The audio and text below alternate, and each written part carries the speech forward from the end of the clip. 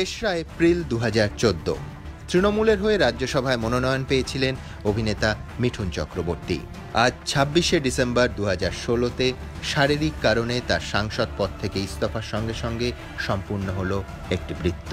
মনোনয়নের আগে ফেব্রুয়ারি মাসের 20 তারিখ এবিপি আনন্দকে দেয়া সাক্ষাৎকারে তিনি প্রথম জানিয়েছিলেন তার রাজনীতিতে পা দেওয়ার সিদ্ধান্তের কথা।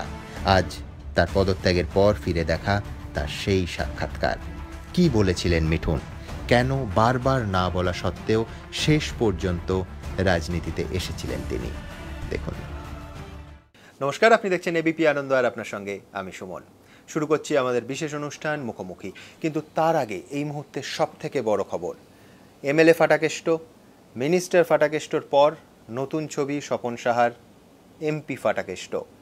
সলিল তৎপরতার সঙ্গে চিত্রনাট্য শেষ করেছে, এমন সময় সেই ফিল্মটা বাস্তবে চলে এলো। মিঠুন চক্রবর্তী সাংসদ হলো। চিত্রনাট্য থেকে এই যে জীবনে বাস্তবে মোচড়টা, এটা কি করে করলো মিঠুন চক্রবর্তী?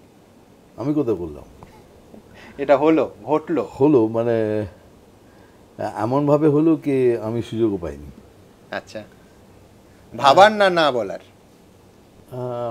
ভাবার অ্যাকচুয়ালি যদি দেখো, ফিল্ম ফেস্টিভ্যালেতেই দিদি আমাকে বলেছিলেন কি আমি তোমাকে রাজ্যসভায় পাঠাতে চাই। তো আমি তার উত্তরে বলেছিলাম আপনি একটু ভেবে দেখুন কি আমি উপযুক্ত কিনা। তো উনি তখন বললেন কি তুমি সব ব্যাপারেই তোমার না, তুমি কিছুই চাও না। ঠিক আছে, আমি ভেবে দেখবো, কিন্তু তার আগে তুমি সব ফর্ম্যালিটিসগুলো পুরো করে নাও। এটুকু তো তুমি করতে পারবে আমার জন্য? ওকে, আই উইল ডু দ্যাট। তো অনেক দিন হয়ে গেল, তো ফেস্টিভ্যালের পর অনেক দিন কেটে গেল। আমি ভাবলাম দিদি ভুলে গেছেন তো ভালোই। তারপরে হঠাৎ সেদিন সুচিত্রা ম্যামের এতে উনি আমার কাছে ডাকলেন। আমি বললাম এবার আমি আসি দিদি।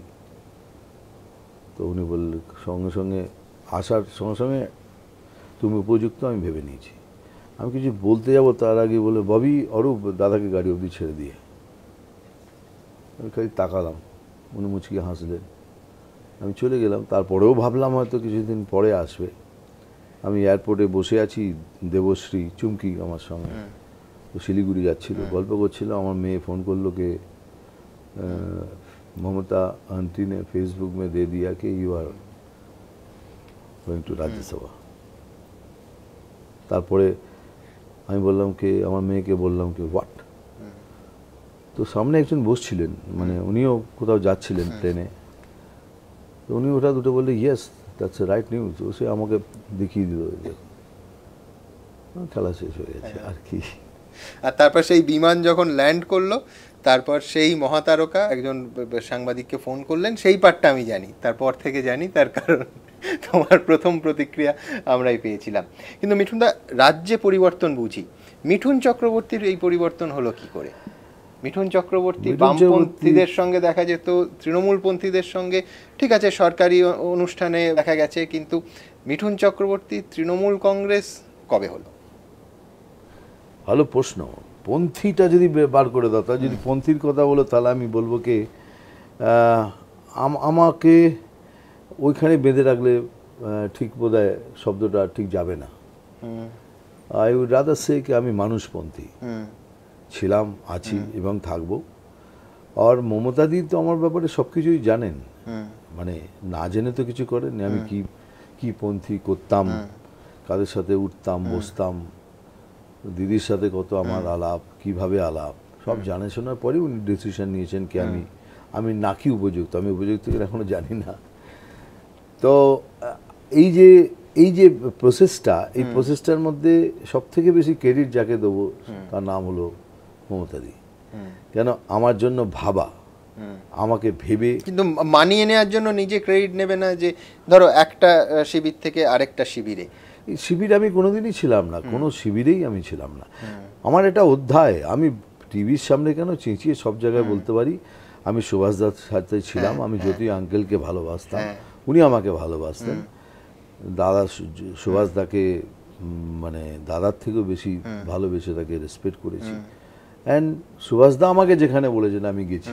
সুভাষদার যাতে আমি ভাবতাম বোধহয় এটা সুভাষদার জন্য ভালো হবে।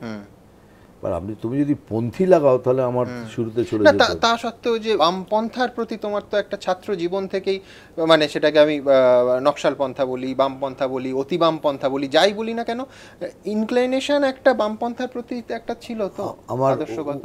ডেফিনেটলি অতীত প্রতি ছিল, আর তার জন্য I have no regrets, I am very proud of it as long as I win. Maybe I was a bad student, আমি বলতে পারি I was a bad student যতদিন ছিলাম, বাট সততা নিয়েছিলাম। আমি যা করেছি জীবনে সততা নিয়ে করেছি। না, bad student in terms of politics. Yeah, bad student in terms of politics because I couldn't fight more. এর আগে ওই লড়াইটাও আগে লড়তে পারিনি বলে আমি ব্যাড স্টুডেন্ট। কিন্তু যতদিন ছিলাম সততার সঙ্গে ছিলাম, আর আজকেও যা করব সততার সঙ্গেই করব। I am a man of that kind. আর আমি কোনো জায়গায় কোথায় আমি এর জন্য লজ্জাও পাই না এটা বললে, আর পাবও না। এখন আমার সাথে রবীন্দার সাথে খুব ভালো আলাপ। এখন প্রশ্নটা হচ্ছে কি, কে আমার সাথে এখন যোগাযোগ রাখবে না সেটা তাদের ব্যাপার। আমাকে যদি প্রশ্ন করো কে as a relationship you are going to carry on, I said as long as they can on I will. একটা তোমার ঘটনা বলি, এখন তো বলছো, এখন অনেক দিন আগেকার কথা, আমি দিদির সাথে একবার দেখা করতে গেছিলাম বাড়িতে। আচ্ছা, তো তখন তো আমায় কেউ বলেনি কে আপনি তৃণমূলপন্থী হয়ে গেছেন, কেন বলেননি? এই প্রশ্নটা আজকে করলে কেন? এইখানে আমার পাল্টা প্রশ্ন এবং তোমার প্রশ্নের উত্তরটা থাকবে। সেটা হচ্ছে, এখন মিঠুন চক্রবর্তী তৃণমূল কংগ্রেসের টিকিটে সাংসদ, 1। 2 হচ্ছে, একটু আগে যে শব্দবন্ধটা তুমি ব্যবহার করলে মানুষপন্থী, এই শব্দবন্ধ আগেও তুমি ব্যবহার করেছো, এবং সত্যি সত্যি তুমি কোনোদিন ঘোষণা করনি কোনো স্লোগান দিয়ে যে তুমি বামপন্থী, ঠিকই। কিন্তু তখন যখন জ্যোতি আঙ্কেলের সঙ্গে তোমার, জ্যোতি বসুর সঙ্গে দেখা যাচ্ছে, তুমি জ্যোতি আঙ্কেল বলছো, সুভাষদা বলছো, সুভাষদা র্যালিতে যাচ্ছ, পারিবারিক বন্ধু পরিবারের বারবার বাড়ি যাচ্ছ, তখন কিন্তু তুমি একটা নির্দিষ্ট রাজনৈতিক দলের টিকিটে রাজ্যসভায় যাওনি। অর্থাৎ মিঠুন চক্রবর্তীর আকাশটা তখন লাল ছিল না, কোনো রং ছিল না, কিন্তু যখন তুমি পার্টির টিকিটে যাচ্ছ, সেই আকাশে তো সবুজ রং লাগবে। সব সময় আমার আকাশটাকে লাল হিসেবেই দেখেছো। এখন ঘুরিয়ে কথা বলো না সুমন। না, সেই লাল থেকে সবুজে কি করে হলো? হোলি তো দেরি আছে। এই কারা, এই সবুজ আর লাল এরা কারা করে এটা? যে কোনো প্রতিবাদ, যে কোনো থট একটা বাদ, আর সেই যে বাদটাকে যে ফলো করে, দে আর ফলোয়ার্স। তুমি একটা পার্টি দেখাতে পারবে যে পার্টিতে এই স্লোগানটা নেই, আমরা গরিবের ভালো করতে চাই না? না, কারা সেটাকে সত্যিকারের ফলো করছে, যারা তাদের ফলো করছে, দ্যাট ইজ দ্য বাদ। আজও যদি মমতাদি ফলো করে থাকেন, I will stand shoulder two shoulder with. এইবারে ওই তোমার বাকি পার্টের আমার প্রশ্নটা, যে ধরো কোনো নীতির ক্ষেত্রে তিনি ফলো করছেন না, সেখানে মিঠুন চক্রবর্তীকে আমি এখনো দেখিনি ভাই। না, আমি বলছি, আমি পুরোটা যদি দিয়ে, যে পর্দায় তো মিঠুন চক্রবর্তীকে আমরা প্রতিবাদ করতে দেখি, প্রতিবাদী মিঠুন দশকের পর দশক ধরে গোটা ভারতবর্ষের চলচ্চিত্র প্রেমীদের কাঁপিয়েছে, কিন্তু সাংসদ হয়ে যেই তুমি সংসদে ঢুকছো কোনো একটা পার্টির হয়ে, তখন তো দলীয় শৃঙ্খলা, দলীয় হুইপ, এই শব্দবন্ধগুলো আসবে, তখন প্রতিবাদী মিঠুনকে হারিয়ে ফেলবো না? এটা কি থাকা উচিত নয়? অবশ্যই, দলের দিক থেকে তো উচিতই। ডিসিপ্লিন ছাড়া কিছু হয় না। You accept a leader, you accept in toto. তুমি যদি কোনো লিডারকে অ্যাকসেপ্ট করো, দ্যাটস মাই লিডার, আমি এমন একজন, আমার লিডার এখন মমতাদি, আই উইল ফলো আর টোটো। আর সবার ভালো খারাপ মন্দ দুনিয়া সবার আছে, সমস্ত পার্টির আছে, তোমাকে মানিয়ে নিতেই হবে, নাম্বার 1। নাম্বার 2, আমি এমন একজন লোক, আমি বেড়া ডেঙিয়ে ঘাস খাওয়ার লোক নই, ভেরি ফ্র্যাঙ্কলি স্পিকিং। টিল মমতাদি আমাকে বলবেন কি you are the spokesperson for Trinamool, আপনি আমার মুখ থেকে যতই চেষ্টা করুন একটা শব্দ বার করতে পারবেন। এইখানে আমার পরের প্রশ্ন, আমার কথা বাদ দাও, ন্যাশনাল মিডিয়া, মিঠুন চক্রবর্তীর মতো ন্যাশনাল ফিগার পার্লামেন্ট থেকে বেরোচ্ছে, রাজ্যে দুর্ভাগ্যজনক কোনো কিছু ঘটেছে বা রাজনৈতিকভাবে বিতর্কিত কোনো কিছু ঘটেছে, মিডিয়া ঝাঁপিয়ে পড়বে, শিলাদিত্য, অনুব্রত, এই ধরনের ঘটনা, যে মিঠুন দা আপনার কি প্রতিক্রিয়া? আপনার এইমাত্র যা বললাম সেটাই বলবো, as long as I am not the spokesperson I will not speak। আর এটা আমি মেনটেন করি। তুমি যদি আমার পেছনের ইতিহাস দেখো, তাহলেও দেখবে আমি এটা মেনটেন করি, আমি পোর্টফোলিও ভীষণ মেনটেন করি। এই জন্য দেখবে কখনো কখনো দিদি ইচ্ছা চায়, মিঠুনদার কথা বলো, মিঠুন কথা, আমি পেছনে দাঁড়িয়ে থাকি। কেন বলেন? আমি বললাম you are a chief minister, এটা আমার কর্তব্য কে পেছনে দাঁড়ানো। আমি আগ বাড়ি আপনার সামনে যাব না, বা যখন ভাই বোনের কথা বলবো আপনার সামনে দাঁড়িয়ে কথা বলবো, এগুলো আমি মানি ভাই। আর আমার এমন নেচার, যেদিন আমি অ্যাকসেপ্ট করেছি কি ইয়েস দিদি আই উইল, সেদিন আমার মনে ওই ওয়ার্কারটার প্রতি সব থেকে বেশি রেসপেক্ট এসছে, যে এত বছর ধরে তৃণমূলের জন্য স্যাক্রিফাইস করেছে। ও হয়তো কোনোদিনই দিদির সামনে আসবে না, ও একটা ফ্ল্যাগ নিয়ে অনেক দূরে দাঁড়িয়ে থাকে। হয়তো পঞ্চায়েতের প্রধান কখনো কখনো বলে তুই খুব ভালো কাজ করছিস, তার প্রতি আমার বেশি শ্রদ্ধা হবে, আমি তাকে ডিঙিয়েও কথা বলবো না। দ্যাটস মিঠুন চক্রবর্তী। হ্যাঁ, কিন্তু এ তো অভাবনীয় যে আমি মিঠুন চক্রবর্তীকে পাচ্ছি, ওই রকম একটা ন্যাশনাল ফিগার পাচ্ছি, তার সঙ্গে এই প্রশ্নহীন আনুগত্যও পাচ্ছি। মানে আমি বলছি যে এ তো প্রশ্নহীন, প্রকাশ্যে প্রশ্নহীন তো বটেই, তুমি যেটা বলছো। কেন তোমরা খালি ওইখানেই আটকে গেলে কেন? এটা কেন জিজ্ঞেস করলে না? দেখো very Suman, I am a very positive man. হ্যাঁ, তুমি হয়তো দেখেছো আমি বারবার এক কথা বলি যেটা আজকের দিনে শোনা যায় না। আমি আইকন পাচ্ছি, ডিসিপ্লিনড আইকন পাচ্ছি, এই দুটো কম্বিনেশন তো rare. Well, credit goes to me, credit goes to me. এটা আমার নেচার। আমার তুমি যদি দেখো, আগেও দেখো, এটা আমার নেচার। কিন্তু আমি বেড়া ডিঙে ঘাস খাওয়ার লোক নেই, কোনোদিন খাবো না। আর যা কিছু করব, এখনো বলছি, আগেও বলছি, আই উইল আস্ক দিদি কে দিদি এটা করবো কি করবো না, and then I will do it.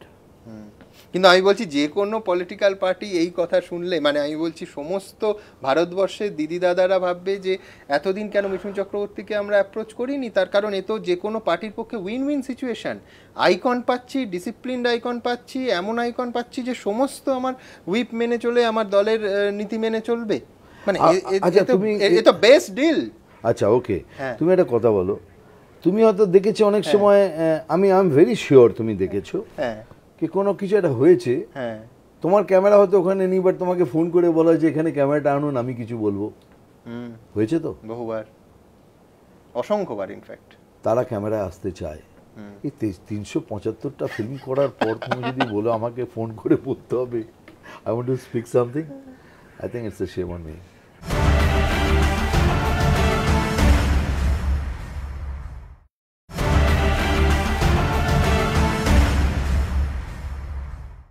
মিঠুনদা, পর্দায় সবসময় তুমি শেকল ভেঙেছো, এই দলীয় শৃঙ্খলা, দল, রাজনীতি, আমি ব্রডলি দেখছি, কোনো বিশেষ দল আর রাজনীতি, এইটা কখনো মনে হয় না যে মিঠুন চক্রবর্তীর প্রতিভাকে কোথাও একটা শৃঙ্খলিত থাকতে হবে? অ্যাজ ইউ টেক ইট, তোমার উপর ডিপেন্ড করছে। আমি শৃঙ্খলীয় রাজনীতিতে বিশ্বাসী। আমি একদম নিজেকে সেইভাবে ডিসিপ্লিন করে যতদিন বলেছি করেছি, ডিসিপ্লিন রাজনীতি করেছি। সেটাও কি বলবে বামপন্থীদের শিক্ষা, মানে ডেমোক্রেটিক সেন্ট্রালিজম? আবার বলছি, যে পন্থীকে আমি ফলো করেছি, হুইচ এভার পন্থী you call it, I am a discipline politician. আর যদি এই ডিসিপ্লিনকে মানতে হয়, পুরোপুরি মানবো। I will not go away, এদিক ওদিক যাব না, পুরোপুরি মানবো। 1 নম্বর। 2 নম্বর, এই শৃঙ্খল বাঁধার ব্যাপারটা, খোলে ব্যাপারটা, এটা তো প্রতিবাদী লোক করে, আর আমি একটা পজিটিভ স্ট্রাকচার মাইন্ডে নিয়ে কাজ করি। আমি সবাইকে বলি তো ভাই कि इस भारत में सभी खराब लोग नहीं हैं, कुछ लोग खराब हैं।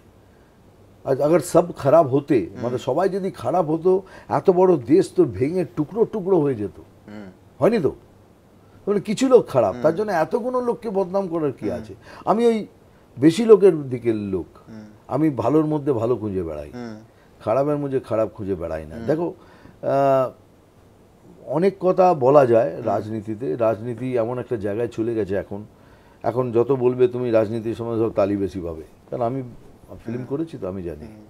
But the point is, if you sit down and think, একজনের মধ্যে দেখলে আর একজনকে দেখলে, but that man is a nice man, but because আমি ব্যাটিংটা এমন করছি ওই লোকটাকেও খারাপ মনে হবে, আর ওই রাজনীতিতে আমি যেতে চাই। তুমি এত শৃঙ্খলা পছন্দ করো, এত রাজনৈতিক শৃঙ্খলার পক্ষে কথা বলছো, যাদের গণতান্ত্রিক কেন্দ্রিকতা, যাদের নীতি, সেই বামপন্থীরা তোমায় কখনো অফার করেন কোনো রাজনৈতিক পোস্ট, কোনো দাঁড়ানোর কথা? আমার মনে হয় কি আমার এটা বলা উচিত হবে না, কারণ I never been a member. আর আমি আবার বলছি, আমি more of a Subhash Chakraborty man Jyoti Basu man than any বাদ। আমার মনে আছে যে আমি একবার র্যাপিড ফায়ারে তোমায় জ্যোতিবাবু না বুদ্ধদেব ভট্টাচার্য বলেছিলাম, তুমি জ্যোতিবাবুকে বেঁচেছিলে। জ্যোতি বসু না বুদ্ধদেব ভট্টাচার্য? জ্যোতি বাসু। জ্যোতি বসু না মমতা বন্দ্যোপাধ্যায় বলেছিলাম, তখনও মমতা বন্দ্যোপাধ্যায়কে নয় জ্যোতি বসুকে বেঁচেছিলে। জ্যোতি বসু না মমতা বন্দ্যোপাধ্যায়? জ্যোতি বাসু। আফসোস হয় না? আচ্ছা, I think if you ask even Mamata Di, she'll also say Jyoti Basu is one of the greatest politician. তার মধ্যে কোনো দুঃখ আছে, কারণ ডাউট আছে? I don't think so. But তুমি যদি আজকে জিজ্ঞাসা করো, আই থিঙ্ক এখন যদি আমি মমতা দির কোনো তারিফ করে ফেলি, তুমি হয়তো বলে ও এখন তো সাংসদ হয়ে গেছে, এখন মমতা দির তারিফই করবে। But I am a man of that, আমি কালকে ওই কথা বলবো। আজকের মমতা দি to me is the ultimate chief minister for the state. এই মুহূর্তে very aggressive. We need aggressive politician. She is the aggressive politician. আমি বলছি যে তোমার পেশাদার রাজনীতিবিদের মতো শোনাচ্ছে, তুমি এই জ্যোতি বসুর প্রশংসা করলে, পরের মুহূর্তে মমতা বন্দ্যোপাধ্যায়ের প্রশংসা করলে। তাহলে তাই বললাম যেহেতু এখন আমি সাংসদ হয়ে গেছি, তুমি এটাই বলবে। আচ্ছা, লোকেও কিন্তু তাই বলবে। লোকেও তাই বলতে পারে, নিশ্চয়ই পারেন। But I have never deferred myself. ঠিক। ভারতবর্ষের যদি 10টা বড় বড় পলিটিশিয়ানের নাম নান, তা আপনাকে জ্যোতি বাসুর নাম নিতে হবে। বলছি তো, আপনার সামনে বলছি। আজকে জ্যোতি বসু, হ্যাঁ, today the way she is working. তোমার একটা কথা বলবো ভাই, আমি তো সব শুনি, দেখো আমি টিভির সামনে বলছি, I am not a politician. শুনি কে একটাই নাকি পোস্ট, বাকি ল্যাম্প পোস্ট। তৃণমূল কংগ্রেসে একটাই পোস্ট, বাকি সব ল্যাম্প পোস্ট। ওকে, আমি সেদিন কিন্তু অ্যাসেম্বলিতে ছিলাম, আর আমি ছিলাম অলরেডি 6 আওয়ার্স। আমি কিন্তু একজন মন্ত্রীকেও তার অফিস থেকে মমতাদের কাছে আসতে দেখিনি। রাদার আমি জ্যোতিপ্রিয়দার অফিসে ছিলাম, কেমন আছে মিঠুনদা, ভালো, তারপরে দেখি নিজের কাজ করে যাচ্ছেন, কী কী ডিকটেশন দেন, ওই কাজটা। And each and every one, সে পার্থদা বলো, জ্যোতিদা বলো, সুব্রতদা বলো, মুকুলদা বলো, যারা যারা ওখানে বসছিলেন, Arup, each and every one is working the job. আর একটা কথা বলি না, আমি সবসময় বলি, এই অতি ব্রাহ্মণে গাজন নষ্ট, কিন্তু this is I believe in. আর যদি দিদি is a decisive fact, decision নেবার ক্ষমতা আছে, নেন, and she is an aggressive woman, and today's politics needs an aggressive politician. That's ইট।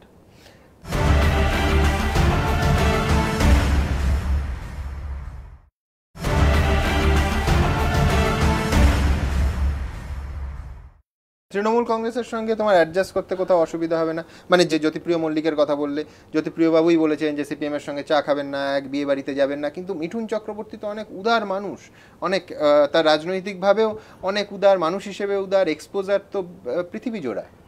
আর তুমি কিন্তু পার্সোনালি তুমি কম্প্যারিজন চালু করেছো। তুমি বলছো জ্যোতিবাবু বলেছে, মিঠুনদা কি বলবেন, আমি ওর মধ্যে যাবো না ভাই। না না, ঠিক আছে, কোনদিন যাইনি। না, কিন্তু আমি ওভারঅল দলীয় বলছি। আমি বলছি, তুমি আমায় প্রশ্ন করেছো ভালো, তুমি কোথায় তৃণমূলে অ্যাডজাস্ট করবে, রাইট? ঠিক। এই ঠিক জেতার পরের দিন, মানে যেদিন ডিক্লেয়ার হয়ে গেল, আমি হোটেলে এলাম, প্লেনে বলে ভাবছিলাম এবার আমি নিজেকে তৃণমূলে কোথায় অ্যাডজাস্ট করবো। আচ্ছা, ভালো প্রশ্ন। মা, মাটি, মানুষ, এখানে আমি কোথায় নিজেকে অ্যাডজাস্ট করবো? আমি লোকে যদি বলে তৃণমূল যারা সমর্থক সবাই বলে মা ওকে, ওরা মা পেয়ে গেছে, মমতা দিকে দিদি বলুক, মা বলুক। মাটিকে ভালোবাসি, কিন্তু মাটি পাবো কি না জানি না। বাট ওই যে মানুষটা আছে, ওর সাথে কিন্তু আমি জুড়তে পারি। মা, মাটি, মানুষের সঙ্গে ওর সাথে তুমি এত দশক ধরে জুড়ে আছো, তো সেখানে আমি অ্যাডজাস্ট করবো নিজেকে।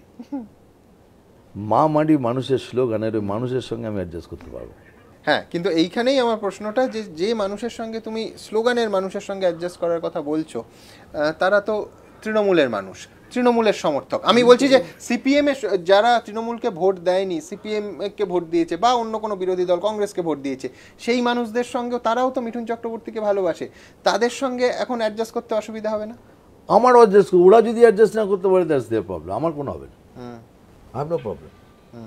আবার বলছি, মানুষের গায়ে রং লাগাবার কি রংটা লাগায়, আমরা কেন রংটা লাগাবো? তুমি আমাকেই বলেছিলে যে সব পার্টিতেই তোমার ফ্যানেরা আছে, কাউকে তুমি আঘাত দিতে চাও না, তাহলে এখন তোমার বামপন্থী ফ্যানেরা আঘাত পাবেন না? মিঠুনদা, রাজনীতি থেকে তুমি সবসময় শতহাত দূরে। মধ্যিখানে একটা সম্ভাবনা হয়েছিল, রাজ্যসভার কথা উঠেছিল, সেটাও তুমি কার্যত প্রায় গণভোট নিলে নিজের ভক্তদের, তারপরে সরে এলে। অথচ সব দলের রাজনৈতিক নেতারা তোমার ঘনিষ্ঠ, তারা তোমার আরও ঘনিষ্ঠ হতে চায়। এই জায়গাটা কি করে বজায় রাখলে? মানে সেলিব্রিটিরা খুব দ্রুত আমরা দেখেছি, বিশেষ করে ফিল্মে যারা আছেন, রাজনীতির দিকে মানে গলিপথে ঢুকে যান, বেঁকে যান। আমার একটা জিনিস, আমার দেখো সব পার্টিতেই আমার ফ্যান্স আছে, আর আমি আমার কোনো ফ্যানকে আঘাত দিতে চাই না। আমি want to be very sure about it. তুমি সে যে কোনো পার্টি বলো, তাতে দেখবে। আর আমার যদি একটা পদক্ষেপ একজনকে একটু আঘাত করে, আমার মনে হয় দ্যাটস নট ডান, আমার করা উচিত নয়। প্রথম কথা, রাজনীতির প্রথম কথা। আর যদি বলো তোমাকে সবাই, আমাকে বোধহয় এই জন্যই দে অ্যাকসেপ্ট মি, কি আমি কোনোদিন কারোর হয়ে দাঁড়াইনি। হ্যাঁ, এটা প্রশ্ন, কিন্তু আমি ডাইরেক্ট পলিটিক্সে আসিনি। আমি এখনও তো এটাই বলছি, আচ্ছা, I am not in the politics. এটা একটা সম্মানীয় দিদি আমার জন্য দিয়েছেন, but that doesn't mean I will not do anything for Trinamool. I will do it. রাজনৈতিক প্রচারে যাবে এই লোকসভা নির্বাচনে? দিদি বলেন যাবো। আচ্ছা, দিদি না বলে, দিদি তো এখন আমায় বলেননি। কিন্তু দেখো, প্রথম প্রমাণ আমি তোমায় দিচ্ছি, 30 তারিখে তো উনি বলতে পারতেন মিঠুন তুমি এসো, বাট উনি জানেন আমার শুটিং আছে, কাজ আছে। আমায় বললে হয়তো আমি আসতাম, ডেফিনেটলি আসতাম। She understands all this thing, কোথায় কোথায়। আর যদি কাল বলেনও, ছেড়ে দেয় সব কথা, আই উইল। আমি যখন বলি when I accept something, I accept in toto. আর যার জন্য আমার হ্যাঁ বলা, it is not Rajya Sabha. I always said whoever will do good for Bengal, I will stand by. Maybe রাজ্যসভাটা একটা অ্যাডেড অলংকার হয়ে যাতায়াতে প্রবলেম হয়ে গেছে। যদি আমাকে দিদি রাজ্যসভা নাও দিতেন, আমাকে বলতেন, I would have come. আমি প্রণববাবুর জন্য গেছি, প্রণববাবু আমার কিছু দেননি। হ্যাঁ, তুমি জঙ্গিপুরে প্রচার করতে গেছো, আমার খালি নামটা সাজেস্ট করেছিলেন পদ্মশ্রীর জন্য। আর যদি আমাকে রাজ্যসভা না পদ দিতেনও, আর দিদি বলতেন মিঠুনদা আসবে, I will আসবে, because I think right now she is thinking of Bengal. She is going to try. She is trying her best to bring Bengal the top map-এর টপে নিয়ে যেতে চায়। I'm totally convinced about it. Buddhadeb Bhattacharya, He tried. failed. I won't say failed. Maybe the process was wrong. Brother, I'm not a hypocrite man. I'm not a politician. I will not run away. আমি পালিয়ে যাব না। তুমি আমায় প্রশ্ন করো, কিন্তু তার সাথে সাথে এটাও বলছি, তুমি মমতাদির তারিফ করলে যদি এইটা ভেবে দেখো কি আমি রাজ্যসভার সাংসদ বলেই তারিফ করছি, আর এদের কথা বলছি না, then it will be a wrong thing. তাহলে তুমি দুটোকে মিলিয়ে, তোমার একটা কথা বলবো ভাই, আজ এই সময় বলে নেওয়া ভালো।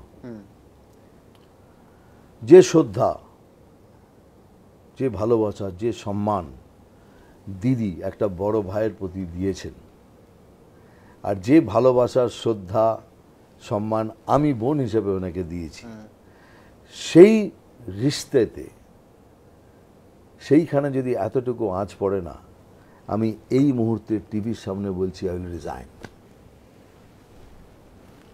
এই টিভির সামনে চেঁচিয়ে বলছি যে এই সম্বন্ধে যদি কোনো দাগ পড়ে যায়, এই ভাই বোনের সম্বন্ধে, I will resign right now. I will resign.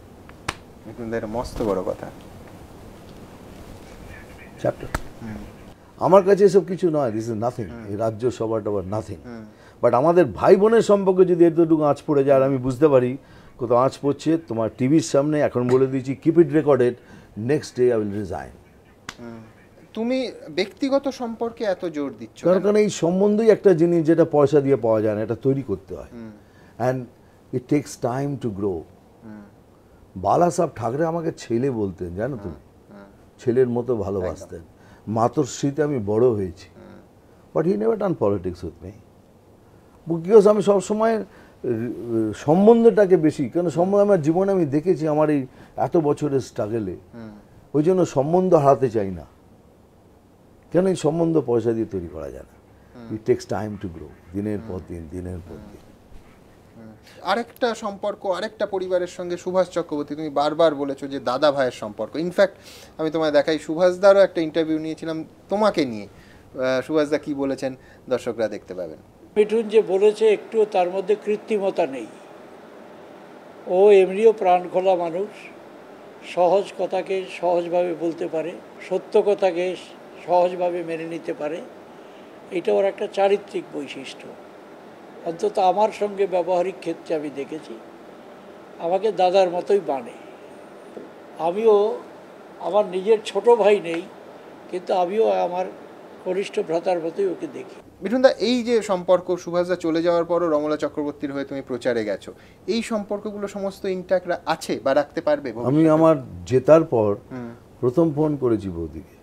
আচ্ছা, কে বৌদি, তোমায় প্রণাম করলাম হ্যাঁ, একটা নতুন জীবনের জন্য, তোমার আশীর্বাদ, থ্যাংক ইউ। শ্বশুর কেমন আছে, শ্বশুর বউ কেমন আছে? কি বললেন রমলাদি? বললো ভালো থেকো, তুমি সবসময় ভালো কাজ করেছো, try to do good things. হয়তো as a politician she may not liked it, it's fair, but প্রথম কর্তব্য আমি এটাই পালন করেছি। অর্থাৎ মিঠুন চক্রবর্তী তার পুরনো ব্যক্তিগত সম্পর্ক, আমি আরো দুজনকে ফোন করেছি। হ্যাঁ, কাকে কাকে? আমি মৃণালদাকে ফোন করেছি, যে পরিচয় আমার ভগবান আমাকে দিয়েছেন মিঠুন চক্রবর্তীর পরিচয়, তাকে প্রণাম দিয়েছি। সেই মিঠুন চক্রবর্তী হওয়াকে যিনি আরেকটু রং লাগিয়েছেন সেই বুদ্ধদেবকে প্রণাম করেছি, তারপরে অন্যদের করেছি। আমি এসব পারবো না, আই ক্যানট ডু দিস। আমি অকৃতজ্ঞ জীবনযাপন করতে পারবো না। মিঠুনদা, এত সেন্সিটিভ, এত ব্যক্তিগত সম্পর্ককে মর্যাদা দিয়ে রাজনীতিতে থাকা যায়? আমার প্রশ্ন, এর উত্তর আমিও জানি না, হয়তো যায় না, বাট আই উইল ফাইট। আমি তো এই জন্য বললাম, হতে পারে কাল দিদিকে গিয়ে কানে কেউ বলতে পারে কেউ মিঠুন দা এরম এরম, আমি হতে পারে, বাট যদি মনে হয় আমার কোথাও আমাদের সম্বন্ধে কোথাও যেন আঁচ আসছে, সুমন আমি যেটা বললাম লিখে রেখো, নেক্সট ডে আই উইল না, বাট সম্বন্ধ খারাপ হতে দেবো না। মিঠুনদা, এটা তো শুধু কোনো ব্যক্তি বা কিছু লোকের ব্যাপার নয়, এটা একটা পলিটিক্যাল কালচারের ব্যাপার। এই রাজ্যে আমি তোমায় বলছি যে পার্টিজান পলিটিক্স এমন জায়গায় চলে গেছে, এতটা পোলারাইজেশন হয়েছে যে দাদা ভাইয়ের সম্পর্ক, নিজের বোনের সঙ্গে দাদার সম্পর্ক খারাপ হয়ে যাচ্ছে। কেউ কংগ্রেস করছে, কেউ তৃণমূল করছে, কেউ সিপিএম করছে, এবং তাদের সেই রাজনীতির জন্য ব্যক্তিগত সম্পর্ক মুখ দেখা দেখি বন্ধ, এমনকি অনেক সময় মারামারি। সেই রাজ্যে তুমি যা বলছো একটা নতুন কালচার আনতে চাইছো। দেখো, কথাটা হচ্ছে কি, স্বার্থ যেখানে থাকবে সেখানে আঘাত আসবে। কোনো ভাই সিপিএম করে, কোনো ভাই কংগ্রেস করে, ওখানে স্বার্থ আছে। কেউ বিজেপি করে, স্বার্থ আছে। আমার কোনো স্বার্থ নেই। I have no political ambition. কেউ যদি ভেবে থাকেন, I am telling you now, I have no political ambition. আমি দিদিকে সেদিন কাজ করতে দেখছিলাম 2 ঘন্টা। আমার মানে কি ওনার মেমোরি আর কি পার্সোনাল টাচ। আমার ছেলে বসছিল 1 ঘন্টা ধরে মমতাদির কথা বলছিল, বড় ছেলে মিমো। হ্যাঁ, বলে কি করেন উনি, একসাথে ডিকটেশন দিচ্ছেন, ঠিক করছেন, এই রবি তোমার ছেলের বিয়ে ছিল, কি হলো, ইট ইজ। তখন আমি বাধ্য হয়ে বললাম যে দিদি ভুল করো যেন কোনোদিন আমার কথা ভেবো না, 2 দিনে পালিয়ে যাবো, নয়তো নেবো আর সোজা দাম। ভুল করো যেন মিঠুনদা তুমি আমার জন্য এটা করে দাও, আই এম সরি। কিন্তু এই নরম মনে মিঠুন চক্রবর্তী খারাপ লাগে না? কে বলে যাবে নরম মন? খুব শক্ত মন বলে এই কথাগুলো বলতে পারছি। নরম মন হলে অনেক ঘুরিয়ে ঘুরিয়ে কথা বলতে, একদম শক্ত মন, ক্লিয়ার মন, যেটা আমি বললাম। ওই জন্য বলছি তোমাকে বারবার, এখন মমতাদি যদি আমি তারিফ করি, তুমি ওটাকে যেহেতু আমাকে সাংসদ করেছেন ওই জন্য বলা, ওই জন্য আগে বলে নিলাম, next day I will resign, next day I will resign.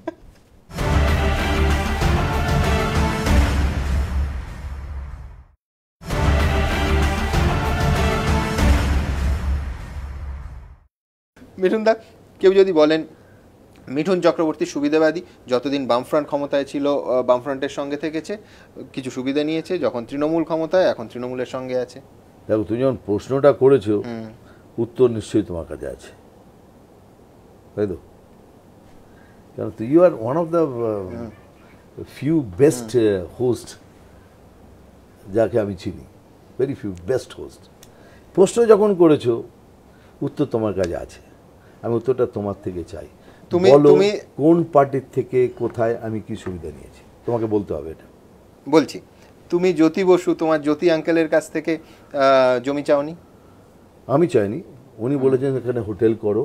উনি একটা আমাকে জমি দিয়েও ছিলেন, বাই দ্য ওয়ে তোমায় বলে রাখি। অসাধারণ লোকেশন, আমি জানি আইটিসির উল্টো দিকে। হ্যাঁ, বাট সবাই ভাবে আইটিসি হোটেলটা আমার। আর যদি হতো ভগবান কি ভালো হতো রে, ওটা আমার নয়। আইটিসির সামনে দিয়েছিলেন। তারপরে একদিন আমি ভাবলাম এটা আমি কি করলাম। পরে গিয়ে আমি টাকা ফেরত নিয়ে এসেছি। 5 লাখ দিয়েছিলাম, 4 লাখ পেয়েছি, 1 লাখ পাইনি, 1 লাখ লোকসান হয়েছে। কেন মনে হয়েছিল? এটা মনে হয়েছিল লোকে যেন কাল আমাকে এটা না বলে এই যে সোশ্যাল ওয়ার্ক সব করে বেড়ায় না এইসবের জন্য, এই দেখো জমি নিয়েছে কাল ওখানে। আমি সেদিন মরে যাবো ভাই, আই উইল ডাই। আমাকে কাউকে মারতাম মানে আমি এমনিই মরে যাব। কিছু দিয়ে কিছু পাওয়ার ইচ্ছাতে আমি কোনোদিন কিছু করিনি। কিন্তু এই মানসিকতা নিয়ে মিঠুন দা এখনো শেষ হয়নি, এখনো শেষ। এইবার বলো আর কার থেকে কার কি নিয়েছি। কেউ বলতেই পারে যে এখন নয় ভবিষ্যতে তৃণমূল কংগ্রেসের কাছে এইগুলো এটা তো উল্টো পাল্টা। ভবিষ্যতে চলে গেছো, জিজ্ঞেস করো, দেখো সবাইকে, কংগ্রেসকে জিজ্ঞেস করো, কাকে জিজ্ঞেস করো, তৃণমূল দিদিকে জিজ্ঞেস করো যে আমি কোনোদিন আপনার থেকে কিছু না। আমি এখানে একটা জিনিস দর্শকদেরও দেখাতে চাইবো, তোমায়ও মনে করিয়ে দেবো। 2007-এ আমি তোমায় জিজ্ঞেস করেছিলাম যে তুমি এতবার কলকাতা আসছো, এই ট্রাভেল করছো, হোটেলে থাকছো, এখানে তুমি একটা বাড়ি করতে পারো না? তো তুমি তখনও বলেছিলে যে আমি জমি নেই, সব দামি দামি জমি, চতুর্দিকে একটা জমি খুঁজছি। আচ্ছা, বাঙালি দর্শক তোমায় এত ভালোবাসে, কলকাতায় তুমি এত ঘন ঘন আসো, এখানে কোনো বাড়ি বা ফ্ল্যাট এরকম কিছু মানে কেনার কথা কখনো ভাবোনি? ভাবিনি, মানে দেখছি জমির এত দাম, ভেবেছিলাম এখানে কিছু করবো। বাট একবার লিখলামও এখানে, মেয়র সাহেবও বললেন না। বাট তারপরে যখন প্রাইস শুনলাম, ভাই আমি এত রিচ লোক নই যে এদের সাথে কম্পিট করে কিনতে পারবো। I am not that rich a man. Highest tax payer লোকরা এত রিচ হয় না। দেখছি কোথাও যদি কোথাও জমি টমি পাই একটু দূরে দূরে, একটা, আমি লাভ প্লান্টেশন, লাভ গ্রিন, আমার খুব ভালো লাগে। তো দেখছি যদি কোথাও পেয়ে যাই তো একটা ছোটো ঘরপর করে রাখবো। কিছু তো নেই আমার পশ্চিমবঙ্গে, মফস্বল নাও একটুখানি ভেতরে গিয়ে। আমি তোমাকে এখনও বলছি, পশ্চিমবঙ্গে আমার 1 ইঞ্চিও জমি নেই। আচ্ছা, তাছাড়া ছেড়ে দাও না, আরটিআই খুলে দেখে নাও তো। আমাকে রাজ্যসভা যাওয়ার আগে তো আমাকে সব ডিক্লেয়ার করতে হয়েছে আমার পুরো অ্যাসেটস, আমার কি আছে না আছে। তুমি নিজের রাজ্যে একটা জমি, একটা বাড়ি কেন করবে না? এত ভালোবাসো, দুবেলা আসো। চেষ্টা করেছি, এটাও নাকি চেষ্টা করিনি। দেখো, ফ্ল্যাট কিনলে মুশকিল আছে। ফ্ল্যাট কিনলে কি হবে, লোকে বলবে এই আমি মিঠুন চৌধুরী আমার এখানে থাকে, ওটা 3 মাস, তারপর বলে এই লোকটা জবে থেকে এসছে না, কি ভিড় হয়, কি মুশকিল, শুতে পারি না বাবা, 1টা 2টো অব্দি লোকে আসছে যাচ্ছে। প্রথম 3 মাস এই তুই বাড়ি খুঁজে পাচ্ছিস না, বলবি মিঠুন চৌধুরী বাড়ি, বলে দেবে। 4th ডে চালু হয়ে যাবে। সেখানে আমি কাউকে ডিস্টার্ব করে থাকতে যাই না। আমি লুক ফর এ প্লেস, খুঁজেছিলাম, এই কিছুদিন আগে খুঁজেছিলাম, হলো না। আমি বলেছি ভাই পয়সা ফেরত দিও, অর্ধেক পয়সা দিয়ে দিয়েছি, অর্ধেকটা দিয়ে। মিঠুনদা, রাজারহাটে বামপন্থীরা, সিপিএম, কংগ্রেস, তৃণমূল সবাই জমি নিয়েছে, তো সেখানে তুমি একটা নিজের মতো একটা ছোট্ট 4-5 কাঠা, I wish them all the best and be happy. তো এবার তো কিছু দিল্লিতে একটা এস্টাবলিশমেন্ট করতে হবে, এবার তো কিছু ভাববে। যেটা আমার যতটুকু প্রাপ্য ততটুকুই নেব, তার আগে নেব না।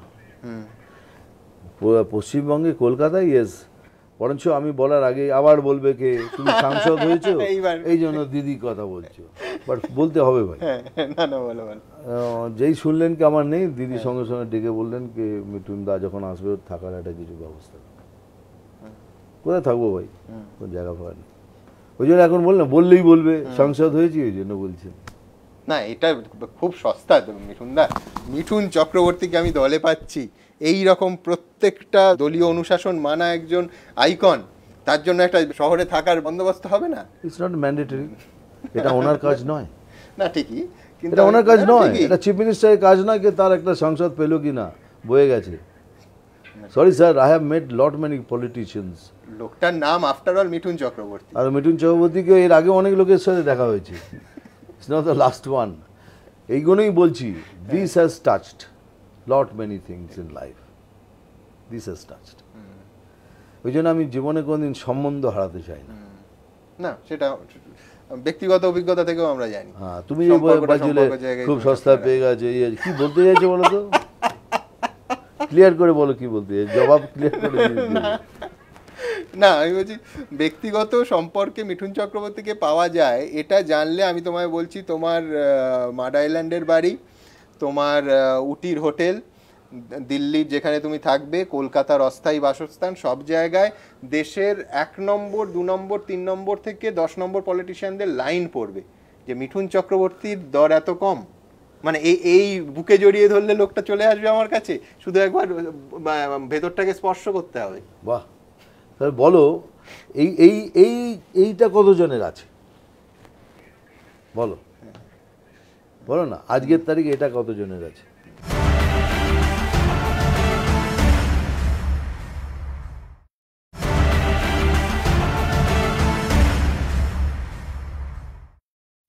এবার আমার আরেকটা প্রশ্ন এর সঙ্গে অ্যালাইড, সাংসদ, হবু সাংসদ মিঠুন চক্রবর্তী তার কি উত্তর দেবে আমি জানি না, যে এই যে ব্যক্তিগত সম্পর্ককে সবার ওপরে রাখা, মানুষের ভেতরটা ছুঁতে চাওয়া এবং কেউ ভেতরটা ছুঁলে সেটা প্রতিদান দেয়া, সারা জীবন মনে রাখা, এই উষ্ণতাটা রাজনীতিবিদ ছাড়ো, এই জন্যই কি মহিলারা মিঠুন চক্রবর্তীকে এত পছন্দ করে? এইটাই তোর সাথে ইন্টারভিউ দেওয়ার প্রবলেম, সিরিয়াস কোথায় গেছিল কোথায়, মানে এটা কি নন সিরিয়াস? এটা এর থেকে বড় হৃদয় ঘটিত হার্দিক ব্যাপারের থেকে বড় ব্যাপার হয়? ঠিক আছে, পালিয়ে যাবো না, চল চল তুই যা ইচ্ছে কর, চল চল। তাই বলে রাখি, হ্যাঁ আমার এখন 2টো সত্তা, বেশ, +1। কিরকম? বলছি, একটা আমি অভিনেতা, হ্যাঁ, আর আমি জীবন ভোর এটা মেনটেন করেছি, আমি যখন অভিনয় করি আমার সংসারকে অভিনয়ের সাথে, ফিল্ম জগতের সাথে মেলাইনি। একদম। আবার যখন বাড়ি ফিরে গেছি 8:30টার পর ফোন কাট করে, একদম, কে ফিল্মের কোনো কথা হবে না, এই দুটোকে আমি খুব ভালো করে maintain through out your life আমি সাক্ষী। হ্যাঁ, আর এখনো তাই করব। যখন আমি অভিনয় করব, কালকে তো হতে পারে আমাকে একটা জল্লাদের মতো ভিলেনের রোল করতে পারবে, আমি তখন অভিনেতা। আমি যদি অভিনয়টা ভালো না করি, তুমি এই টিভিতে বসে বলবে এই অভিনয়টা মিঠুন চক্রবর্তীর থেকে এক্সপেক্ট করিনি, এত বাজে। সাংসদ হওয়ার পর লোকটা গেছে একদম। হ্যাঁ, কি করলেন উনি? তো সেখানে আমাকে সেটাকে জাস্টিফাই করতে হবে, because I am playing a character, I am not Mithun Chakraborty. আবার যখন সাংসদ মিঠুন চক্রবর্তী হবো, ফিল্মটাকে তখন সেখানে জুড়বো না, I will be there for the people, try to. সবাই তো সব কিছু করতে পারবে না, আমিও পারবো না, আমি ভগবান নয়, মেনটেন করা। এই যে +1টা বললাম, প্রেমিক মিঠুনটা কোথায় গেল? আমি তো +1টা যার জন্য আপনি বসে আছেন, এই জন্যই আমি এটা +1 বলে রেখেছি। প্রেমিক মিঠুন যেটা, সেটা আবার অভিনয় না, সাংসদ না, মানে একটা অদ্ভুত লোক, আকাশে ঘুরে বেড়ান, দেখেন, আর যারা তাকে দেখেন উনি তাকে দেখেন। সে বেচারা কোথায় থাকবে? দিল্লি, বম্বে, কলকাতা, সে তো ঠাঁই নাই। ওটা তো বলতে পারবো না, কৃষ্ণর তো কোনো জায়গা নেই রে, উনি তো বাঁশুরি বাজিয়েই যান। রাজ্যসভাতেও আশা করি যে তোমার বক্তৃতার এই রসবোধ থাকবে, এবং কিছুদিন আগে দ্য টেলিগ্রাফ ন্যাশনাল ডিবেটে তুমি যেখানে 3জন গার্লফ্রেন্ডের কথা আনলে একটা চরম গম্ভীর রাজনৈতিক উপসংহারে, আমার মনে হয় তুমি সেই দিন কলকাতাবাসীর সাংসদ হওয়ার পর, সংসদে মিঠুন যাবে এই খবর শোনার পর কলকাতাবাসীর মন জয় করে নিয়েছো। One time I had 3 girlfriends. In democracy, they had their voices. And one day, I was beaten very badly because I was caught red-handed. So before you get red-handed, not so many people, choose one. দেখো, আমি যখন ডিবেটটা এমন ছিল কি, আমরা যে পক্ষে ছিলাম সেটা খুব লুজিং। আজকের তারিখে ফর হলো কি পাবলিক সরকার চালাবে, প্রত্যেক কথাতে গোটা দেশে সেই ইমোশন, আর কোথায় তালি পড়বে, আর তার এগেনস্টে দাঁড়িয়ে মোশনকে জেতানো it's a very big thing. I think আমি জানতাম এটা কিছু একটা হবে, আমি কিন্তু ভয় পেয়েছিলাম। কিন্তু যখন দেখলাম কি সবাই পলিটিক্স নিয়ে কথা বলছে, তো আমি ওখান থেকে সরে এলাম, তো আমার জীবন নিয়ে কথা বললাম। আর জীবন যখন কথা বলে, লোকে বই পড়ে, আমি জীবন পড়ি, এটাই তফাৎ। আর সেই জীবন পড়ার আমরা একটু আধটু চেষ্টা করি তোমার হৃদয়টা পড়ার, তোমার জীবনটা পড়ার। তুমি অনেক কিছু পড়ার চেষ্টা করো, আমার চোখের দিকে তাকিয়ে তুমি কি কি ভাবছো সব বুঝতে পারি তোমার সময়। আমি খারাপ খেলোয়াড় নই, না না, হেলমেট পরে আছি। হ্যাঁ, কিন্তু এমপি হলে খেলাধুলোর বল ড্রিবলিং, পাস বাড়ানো, গোল করা, এগুলো তো অসুবিধা। আমি খুব ভালো খেলি, আমি খালি ব্যাক পাস করি না।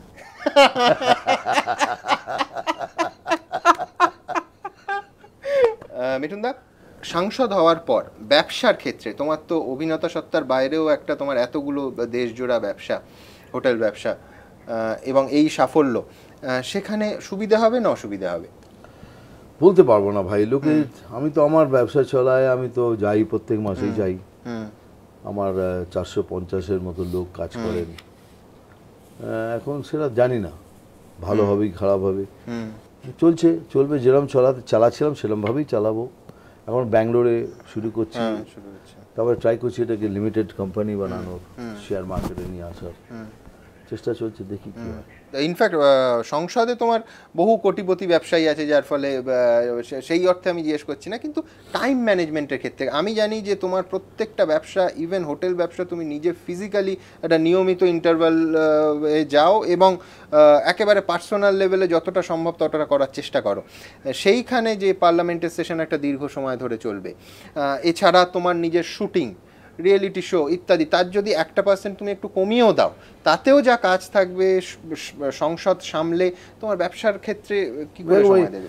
এটাও এরকম ভাবে করি, আমার শুটিং করি, রিয়েলিটি শো করি, হোটেল দেখি, সব করছি তো এখনো। বাকি তুমি যখন জিজ্ঞাসা করছিলে, এইভাবেই এখন এটাকে বেশি সময় নিয়ে নেয়, ওটা আজকাল কম সময় নেয়। যাই হোক, এটাকে এইভাবেই সাজাতে হবে। এটাকে ওটা একটা নির্ধারিত সময় আছে, এটা আমার পক্ষে ভালো। From this date to this date, this date to 3 মাস, বছরে 3 বারে একটা নির্ধারিত সময় আছে। ওটা ছাড়া বাকি ডেটগুলোকে সাজানো, বিজনেসে যাওয়া। আর বিজনেসটা এখন করেছি আমি, একবার মাসে আমি যাই, একবার পিঙ্কি যায়, একবার মিমো যায়, আমরা ঘুরিয়ে নিয়েছি, সেই জন্য লোড ইজ নাও।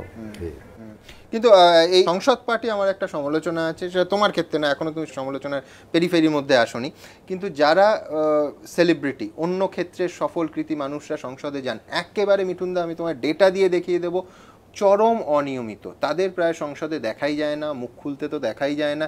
সেটা মিঠুন চক্রবর্তীকে একটা দৃষ্টান্ত সৃষ্টি করবে? I will really try my best. আমি কিন্তু গ্যারান্টি দিয়ে বলতে পারছি না, because of my other commitments. কিন্তু এটুকু বলতে পারি, মমতা দি আমাকে এই সুযোগটা দিয়েছেন বা আমাকে একটা রেসপন্সিবিলিটি দিয়েছেন। I will try my best to fulfil that. 100% না হলে পরে আপনি আমার থেকে 70-র উপরে এক্সপেক্ট করতে পারেন। তোমার যদি সংসদের একটা জায়গা বাঁচতে বলা হয়, কার পাশে বসবে? রেখার পাশে না সচিনের পাশে? এইসব মানে রেখা তুমি ছবি করেছো, বসবে না সংসদের পাশে? কি হ্যাঁ, সচিন না রেখা? কার পাশে বসবো? ও আচ্ছা, সচিন হলে ভালো হয়। মিঠুনদা, তুমিই বলেছিলে যে মিনিস্টার হয়ে যাওয়ার পর দিন থেকে মদ্যপান করবে না, এটা করবে না, সেটা করবে না, এই রকম একটা পরিবর্তন, এটা আদতে সম্ভব না, অন্তত তুমি পারবে না। তোমাকে নিজেকে কোনোভাবে সাংসদ হতে গিয়ে চেঞ্জ করতে হয়নি? মিনিস্টার হয়ে গেলেই তুমি সন্ন্যাসী, তুমি মদ্যপান করতে পারবে না, তুমি এটা করতে পারবে না, হঠাৎ দুম করে একটা লোক কি করে চেঞ্জ হতে পারে? I can't, at least I won't. সেই রকমই ব্যাপার আর কি, মানে আমার লিমিটেশনটা আমি জানি। এখন ওই প্রথমটা পান করি না, ছেড়ে দিয়েছি, 2.5 বছর হলো। আর একটা অভ্যেস আছে, সেটা আমি সবার সামনে করি না, আমি কাউকে এনকারেজ করতে চাই না, বিকজ ইটস নট গুড। বাকি যদি সাদা পোশাকটা ম্যান্ডেটরি না হয়, যে না পরতেই হবে, তাহলে আমি কিন্তু আমার সাদার ওপরে কোনো না কোনো কালার পাবেন, ব্লু পাবেন, ব্ল্যাক পাবেন, কারণ আমি 100% সাদা নই, বা হতে পারবো কিনা তাও জানি না। So I am being very honest. সাদার উপরে একটা তুমি এটা পাবে, তার কারণ রাজ্যসভায় কোনো পোশাক নেই, কোনো ড্রেস কোড, যদি ড্রেস কোড না থাকে, বা তাহলে তুমি দেখতে পাবে কি আমি তোমার পূর্ণ সফেদ দেখা আমি পারবো কিনা আমি জানি না, কারণ I don't think I am that okay. If I am that, I am that. আমার মনে হয় কেউ সম্পূর্ণ সাদা সম্পূর্ণ কালো হয় না, শেডস থাকে। রাজনীতিবিদরা সেটা বলে না, তুমি বলছো, রাজ্যসভায় পৌঁছেও বলছো যে আমি কেন বলে না, এই জন্যই বোধহয় মানুষ সাদা কালো কখনো হয় না। কোথায় একটা আমাদের আমাদের যে সোসাইটি আছে না, তার সঙ্গে এই রাজনীতিবিদদের অদ্ভুত একটা কিরম যেন মেলজোল হয়ে গেছে। তোমার ফিল্মের রাজনীতিবিদরা সবসময় খারাপ, এখন মানবে? তাহলে কি চিত্রনাট্যটা ভুল লেখা হয়েছিল? না, ওটা ওই সেই কম সংখ্যক লোকগুণের কথাই বলা হয়েছে এই ফিল্মে। সেই ফিল্মে দেখবে একজন পরিষ্কার লোকের পলিটিশিয়ানও আছে, সে হিরোকে হেল্প করে, বলে যাও বেটা দেখো তুমি এমএলএ ফাটাকেষ্টতে সৌমিত্রদার রোল একদম। আছে। মিঠুনদা, মিনিস্টার ফাটাকেষ্টতে তিনি 1 সপ্তাহের জন্য তুমি রাজ্যের অর্থমন্ত্রী ভূমিকা পালন করেছিলে, একই ভূমিকা তোমায় এখন করতে হলো, 1 সপ্তাহের জন্য অমিত মিত্র ছুটিতে গেলেন, করবে? এটা কি ভাববেন দিদি? ধরো দিদিকে আগেই বলে দিচ্ছি, 2 দিনের জন্য আমার কথা ভাববেন না। অমিত মিত্র যখন কথা বলছে আমি বলবো একটা ভেরি শিক্ষিত অপাট ভদ্রলোক, উনি কি করে সামলাচ্ছেন এটা আমার মধ্যেও একটা অপাট ভদ্রলোক, শিক্ষিত ভদ্রলোক, এত মিষ্টি লোক। তবে ভাই এগুলো আমি কম বুঝি। তার মানে শিক্ষিত ভদ্রলোকের জায়গা রাজনীতি নয়? অফকোর্স, কেউ না, কেন নয়। আমি যে একটা অপাট শিক্ষিত ভদ্রলোক, মানে কথা বলতে ভালো লাগে। উনি কি করে সামলাচ্ছেন এই সব হিসাব কান্তি এগুলো, ওনার তো definitely he was from the finance section থেকে এসছেন। আমি বলছি এই যে ফেস করা এগুলো, হাউসকে ফেস করা, বিরোধিতা ফেস করা, আমি তার কথা বলছি। এখন আমার কথা হচ্ছে কি, আমার মনে হয় না এই পেশেন্সটা আমার কাছে আছে। I don't think I will be able to, I will break down. কারণ my process of working is very different than the process of the whole thing.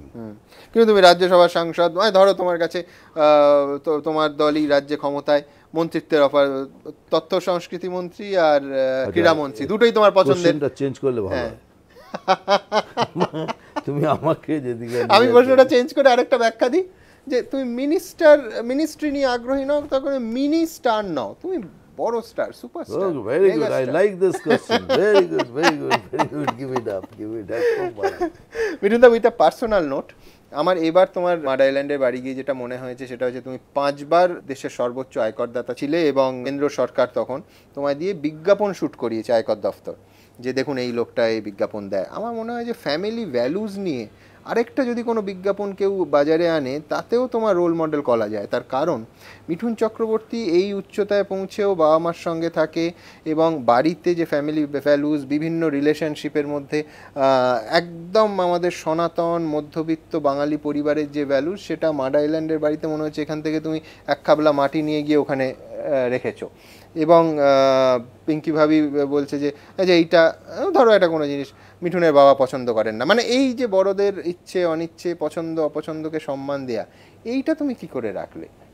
যেহেতু জানো তো, জীবনটা আমি বলি যে এই অনেকটা বছর এই কাটছাঁটেই কেটে গেল তো, বাট রুটটা আমি বাংলাতে রেখে গেছিলাম, মূলটা আমার বাংলাতে তো, যার ফলে গাছটা অনেকবার কেটেছে লোকে।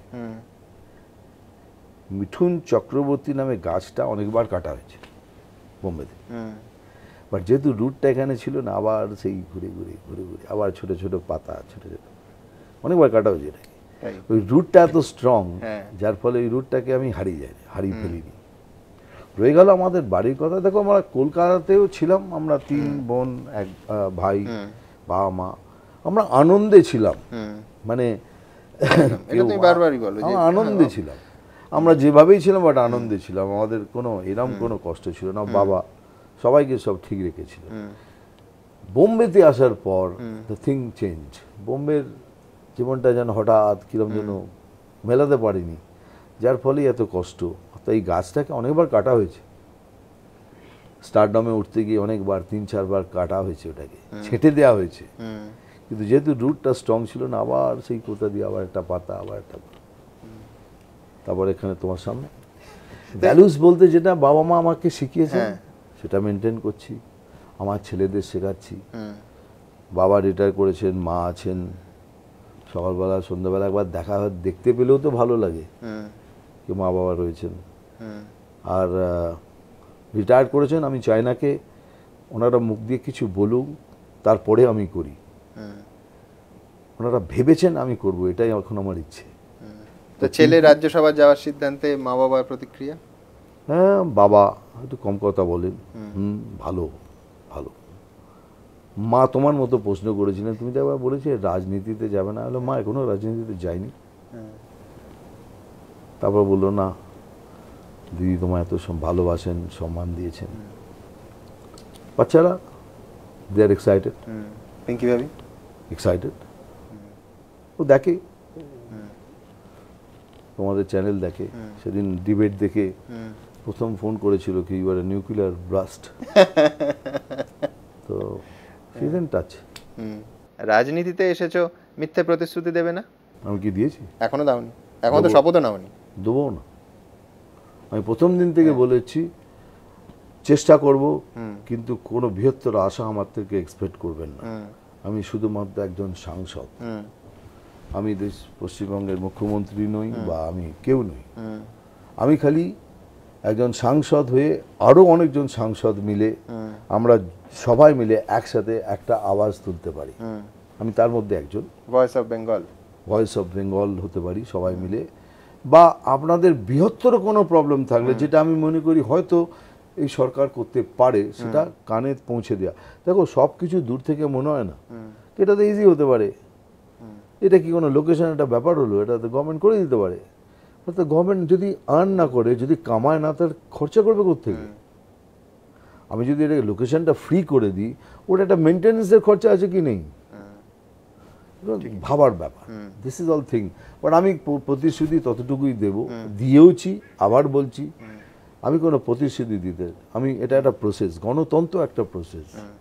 বুঝতে সময় লাগবে, কতটা পারবো জানি না, কি করতে পারবো জানি না, একটু দেখে নিই তারপর বলবো। মিঠুনদা, আমার শেষ প্রশ্ন, যে কোনো কেরিয়ারে একটা তো স্টার্টিং ফেজ থাকে এবং সেটা স্ট্রাগল করতে হয়। তোমার নিজের ফিল্ম কেরিয়ারে প্রচুর স্ট্রাগল করতে হয়েছে। পলিটিক্যাল কেরিয়ারে, যদিও তুমি আবার বলছো যে তুমি পলিটিক্সে আসোনি, কিন্তু রাজনীতির ক্ষমতার অলিন্দে তো পা রাখবে রাজ্যসভায়। তো এই ফেজটায় তোমার কতটা মানে সংগ্রামী মিঠুনকে আমরা পাবো, আর সেই সংগ্রামে পশ্চিমবঙ্গের কণ্ঠস্বর তোলার সংগ্রামটা কতটা জায়গা জুড়ে থাকবে? প্রথম কথা বলি, যেদিন আমি সাইন করতে গিয়েছি আমার কিন্তু পা কাঁপছিল। যে প্রথম শট দিয়েছিলাম, সেরকম পা কাঁপছিল, একটু লোকাচ্ছি না ভাই। যখন ঘুরে দেখলাম, বলে my god, it's not an easy game. ওই নয় কি উঠলাম আর ডায়লগ বললাম। অভিনয়, অফকোর্স অভিনয় করাটাও শক্ত ব্যাপার, কিন্তু এটা একটা অন্য বল গেম, টোটালি অন্য গেম একটা। এতজনের কণ্ঠস্বর আর একজনের কণ্ঠ দিয়ে বার করা, তাদের এতজনের চাহিদা আর একজন সেই আওয়াজটা তোলা, এতজনের কষ্ট তার মুখ দিয়ে তোলা, কে কতটা পারছেন না পারছেন, I don't get into that, but it's a different ball game. এতে আমার অনেক শেখার আছে ভাই, আমি শিখতে চাই। আমি ডেরেককেও বলেছি, Derek be part of me, আমাকে ছেড়ে দিস না ভাই, 4-5 মাস আমাকে সাথে থাকবি, আমাকে শেখাবি how to go about, how to talk about, কখন কোথায় কী বলতে হয়। হয়তো তারপরে লোকেরা যখন বলবেন ওনাদের থেকে শুনবো। সো আই নিড ডিবেটের পর লোকে বলবে মিঠুন চক্রবর্তী শেখার নেই। মিঠুন চক্রবর্তী শিখে এসেছে, বরঞ্চ কিভাবে মানুষের হৃদয় ছুটে হয় সেটা অন্যদের শেখার আছে। রাজ্যসভায় লোকে তোমার কাছ থেকে দুর্ধর্ষ কিছু বক্তৃতা এবং তার মাধ্যমে পশ্চিমবঙ্গের কণ্ঠস্বর উঠুক এটা চাইছে। কারণ একটা খুব পরিচিত অভিযোগ হচ্ছে যে এ রাজ্য থেকে বহু সাংসদ যান বোথ লোকসভা এবং রাজ্যসভায়, মুক ও বধির ক্লাবের সদস্য হন, ডেফ অ্যান্ড ডাম সোসাইটি মজা করে আমরা বলি, যে কোনোদিন মুখ খোলেন না। অন্তত মিঠুন চক্রবর্তী একটা ব্যতিক্রমী উদাহরণ পেলে তুমি আমার আওয়াজ শুনতে পাবে, এটা আমি তোমায় কথা দিয়ে গেলাম। সুযোগ তুমি পাবে এই আশা করব। অনেক অনেক ধন্যবাদ তোমায়, তুমি যেভাবে তোমার ফিল্মে সাধারণ মানুষের কণ্ঠস্বর তুলে ধরেছো, পর্দায় মানুষ রিলেট করেছেন। সাংসদ মিঠুন চক্রবর্তী সেইভাবেই পশ্চিমবঙ্গের 8 কোটি মানুষের কণ্ঠস্বর প্রতিফলিত করুক সংসদে। অনেক শুভেচ্ছা। Amen. I will try my best. Thank you. Thank you so much.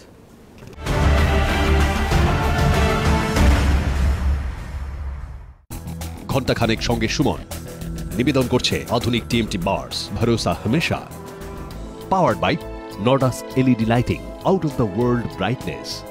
সহযোগী নিবেদক সফেদ ডিটারজেন্ট পাউডার, সাফাইকা সুপারস্টার। বিবেকানন্দ হসপিটাল, দুর্গাপুর। আমরা জানি জীবনের মূল্য। চোকো ক্রেজি হামসফার, রাজা ওয়েফিজ, রুদ্রাণী চক্কি ফ্রেশ আটা, স্বাদ ও শক্তির মেলবন্ধন।